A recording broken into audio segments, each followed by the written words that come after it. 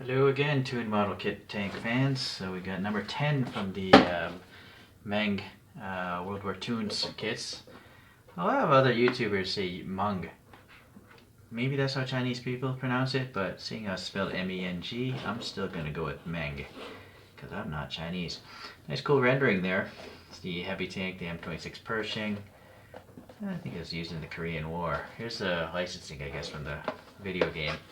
And some images from the video game. Let's see what statistics we have on this tank. Most powerful tanks, right? By the end of 43. So, yeah, it actually was in World War II a little bit.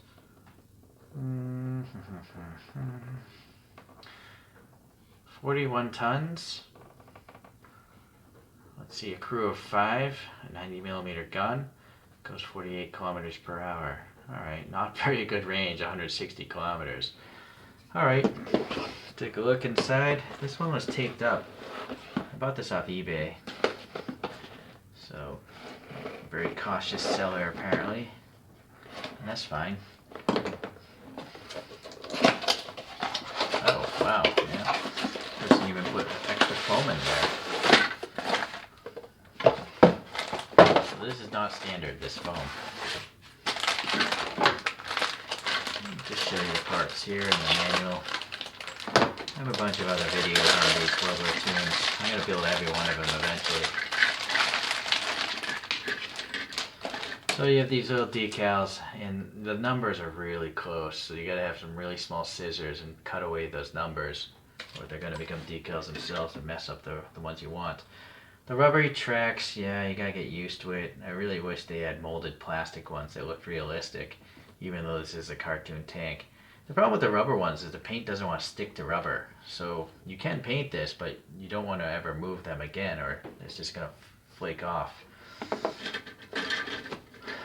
Alright. Yeah, it's got like a sandy finish. Something's a little weird there. In general though, the hull is nice enough that I'm not going to even bother repainting it, because I am going to weather it. And but there's no crazy like weird molding issues.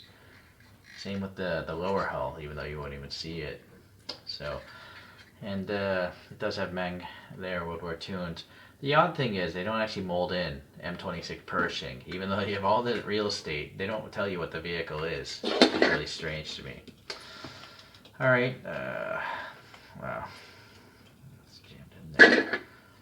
Yeah, now the turret, yeah, you can see some weirdness going on there. I don't know what's happening with that mold, but I'm still probably not gonna, I'm just gonna weather it, so I'm not gonna bother painting this. In general, all these things are pretty good fits. Sometimes you might have to drill a hole open though to avoid breaking the part. Like this little shovel here, you know, has such small pegs going into the main body that you might break the shovel trying to push this in if the holes are too tight. So you might want to get like a pin vise and some micro drills to make sure that doesn't happen. Also the opposite is some parts might be loose, and so you might want to glue those in place. Alright, so there are all the parts that you should have. And you just gotta look at some, you know, shapes, numbers, and direction arrows. Personally, I find that I'd rather put all the stuff on the top hull before I join it to the bottom, because once you join it, it's almost impossible to break apart again. So like all these little bits here, I'm going to put on before I put it onto the lower hull. And also I might want to glue the back side of them if they're really loose. But I don't want to glue them from the outside, because you might get a big glue bubble or glue stain on the outside. Alright, so as usual, well, here are the decals, a little color rendering, and then some color advice if you do want to paint those things. Sorry, I lost focus. It's hard to focus on a moving page. So I'm going to forward, and we'll catch you at the end of this and see what kind of problems or modifications needed to be done.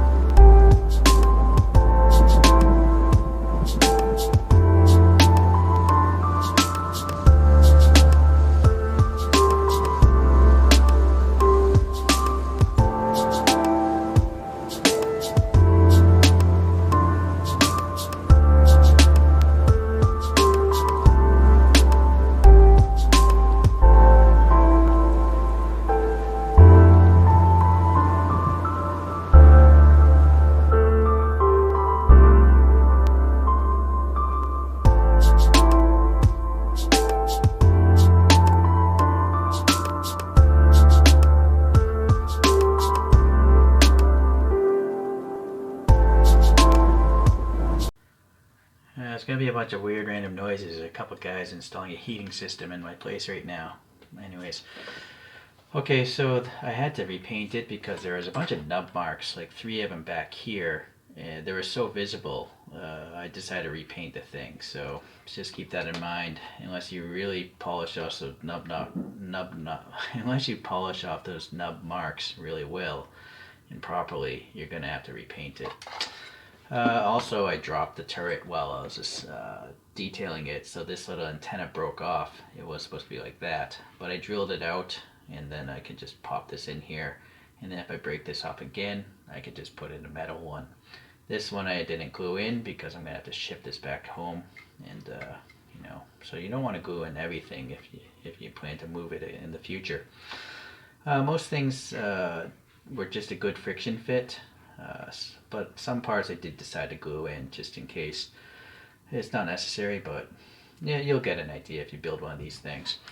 There was an issue building this turret though. This top half and bottom half here, there's a bit of a gap. This one I put in some Tamiya glue and held it together. But here on this side, you can actually see the gap. I didn't bother with this side so much. There was also a gap here. So yeah, it's to be expected. You know, these things don't come out of the mold 100% correctly. They cool off and then they shrink or warp. Yeah, there's a lot of background noise right now. Anyways, we're going to continue on. So the turret has barely any up and down movement. The hatch here, it's not fully trapped, so you want to, when you put this piece down into the turret, you want to make sure the hatch is in there, because if you don't, you're going to collapse this C shape you see there. Sorry if I lost focus. So you can pop this open. There's the original green, by the way. And it worked to my advantage. I didn't actually airbrush everything, so you can see a little of the green coming through. So it looks weathered, you know. But anyways, there's the hatch thing. It's really delicate. Okay, pop that back. Okay, so that's the issues with the turret. So, alright. So the keyway does make sense though, because you know, if it's at an angle, when you pick this up, if you were to pick it up by the turret, chances are it's not going to fall off unless you specifically have it at this angle here, like 90 degrees. Okay, I guess I'll leave it off. Some black paint wash here and there, you know, painted the tools there, but everything else is pretty much, you know, I left it all on before I oversprayed it with the green. But you do have to put the tracks in before you paint it, because look at the skirt, right? And another problem with these tracks is they're very tight, so it's actually compressing this front wheel, the idler wheel I think it's called, against these bogey wheels. There's supposed to be a gap there, and there was a gap before I put the track on. And that happened on both sides. So I kind of wish they designed the axles here stronger to fight the tension of the track. The only way around it, I think, is if you actually literally cut the track and maybe just glued it with no tension. But being a cartoon tank, I don't care so much. There's a bit of a Tamiya brown paint wash over this whole thing to help with the weathering again, besides the, you know, original green coming through. And I also want the decals to look a little weathered with that brown. Okay, so yeah, the tracks, you know, the silver paint I have here will flake off very easily because it is rubber. In fact, I don't have enough there. Did add a little brown and black here for the exhaust, and then silver, and then brown pigment for that, what is it called? Steel cable, the tow cable I think it is. Another thing, if you actually want to paint these headlights very well, you're going to have to do it before you put on these guards. But then it's a real challenge if you're going to repaint the whole thing, so that's why, in my case, those aren't really painted very well, because I had to paint the guards this same color, right? I guess I could have done it as separate pieces. That would be the workaround, but I just didn't care. Some black here on the machine gun, and this is a very thin machine gun. I kind of wish it was bigger, like thicker. I think that's going to break very easily if for some reason you drop it on there. Yeah, it's so thin, unnecessarily thin for a comic tank. I think that's it. There's not much else to it. Okay, so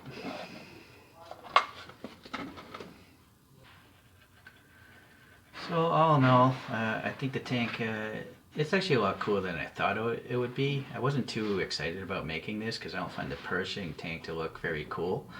But one thing I like about it is the asymmetry of what's going on the turret, all the stuff stuck on it. You know, it's not symmetric, so that helps it out for me. And size-wise in the model kit line, I would say it looks like a heavy tank. But I'm not at home, so I don't have the rest of my collection to compare to.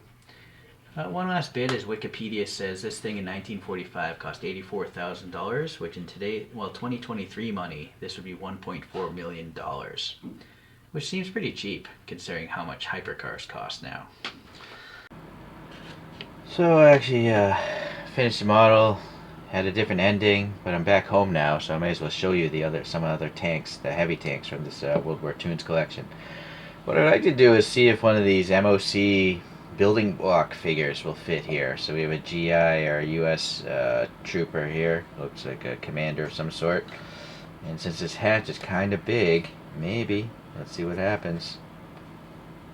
Yeah, look at that, it will fit. So, you know, it's not as cartoony as I would wish this character were to be, but for today, I'm gonna just leave this guy in here. I'm just using poster putty back here. I think if I do that, so yeah, his torso's kind of floating, checking out the lay of the land, and I guess I'll just leave that the raw green anyways. Try to snap it, get it around that hook there. Maybe I gotta pose that better, hold on. Alright, so problem we're running into, it's actually very tight down there, and I can't seem to wiggle it so the hinge is where it should be. I don't want to break it, so if I pushed it all the way over, I don't think I'll ever be able to get it out. So if you do actually want this hinge to move all the way, I would suggest you actually shave down some of the plastic. See it? I think it actually just took some of the paint away. You know what? Why not? Let's just take this little X-Acto knife here and take some paint out the inside of this thing, and/or plastic. Same over here. We're gonna see the inside of that hinge anyways, whether it's opened or closed. So might as well experiment around. So let's see now. I pop that in. See, it goes in fine when it's closed, but now you'll see it also will bottom out. It's not going to hinge past that edge of the opening. Sorry, I can't focus on it. So let me just try to do this. See, it's kind of, something's off there. I think maybe there's too much plastic there and past the actual pegs. Anyways, I'm trying to wiggle it into that thing more. No, I think that's as good as I'm going to get it, so be mindful of that. I guess it's not so bad to look at. Alright, back to this guy. Poster putty's great because I don't think it ever affects paint or like has a chemical reaction with anything so far in all my toys. But in 20 years, don't blame me if it ruins your toys. Okay. Or in more than 3 years. This channel is only like 2 years old, I think. Alright, well, I think that looks pretty neat. Alright, I can't fit all the extra tanks onto this disc thing, so that's why it's just sitting there doing nothing. But let's take a look at a few other heavy tanks. One of my earlier ones was the Russian KV-2, and this is a Yufan bust that I painted up. I have a video on that if you want to look up Y-U-F-A-N. So this KV-2 is quite small. They modeled it very small for some reason. I'm not sure why. It seems to be an issue with the brand. Some of it, like their Sherman tank, is way too small, and I think this is way too small too. I say that because like here's the French Char B1, which is a much older tank, and this is quite large still. It's skinnier. In fact, these two look like they could be like the same universe, but this is just a totally different animal altogether. I'm gonna put those back for a moment because this would be a more likely confrontation. The Tiger 1, this is their very first model in the World War Toons series. And this is the appropriate size compared to the Pershing here. So I'm not sure what they why they chose to make those so small. Save money or something, but it looks really strange, I think. Right? I mean, I'd charge a little extra. I would pay it. I think most people would if they're going to try to, build the whole series. Well, anyways, so these two look fine. And yeah, I did a review of the German characters, which are basically just different colorways. Alright. Well, another fine tank from the brand. No major problems. This one was actually relatively easy to build. I mean, it's my fault it broke that thing off, but just, I guess, keep that in mind. If you build this thing, you may want to save those two pieces for the very last thing to do. So, thank you for watching. I will see you the next time I build a World War II tank. Bye.